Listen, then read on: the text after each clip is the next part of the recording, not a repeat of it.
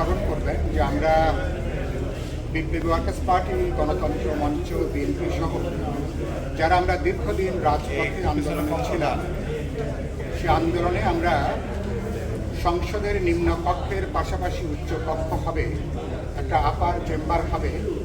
এটা আমাদের ৩১ দফাতে, এটা আমাদের একটা পাবলিক কমিটমেন্ট, জনগণের কাছে অবস্থার একটা অঙ্গীকার।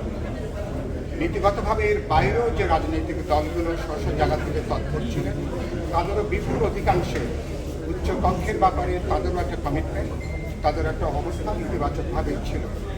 কিন্তু আজকেও আমরা আগেও কথা বলেছি, কিন্তু আজকে দীর্ঘ আলোচনার পরেও উচ্চকক্ষের ব্যাপারেও আমরা পুরোপুরি একমত হতে পারিনি। বিশেষ করে উচ্চকক্ষের প্রতিনিধিত্ব কিভাবে হবে, গঠন প্রক্রিয়াটা কিভাবে হবে, এ ব্যাপারে দুর্ভাগ্যজনকভাবে আমরা একমত হতে পারিনি।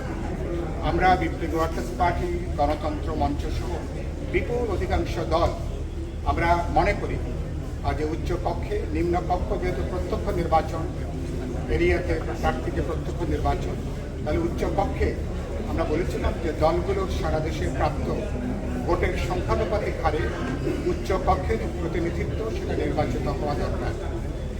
এটা এখন আলোচনাটা আমরা শেষ পর্যন্ত আমরা উপসংহারে আসতে পারিনি। এটা নিয়ে জাতীয় ঐক্যমত্য কমিশন আগামীকালকে থেকে প্রায় 4 দিন আমাদের বিরতি আছে। তারা নিজেরাও বসবেন, তারা সমগ্র আলোচনার প্রেক্ষিতে নতুন কোনো প্রস্তাবনা তারা হাজির করেন কিনা সে জায়গাটা নিশ্চয়ই আমরা বিবেচনার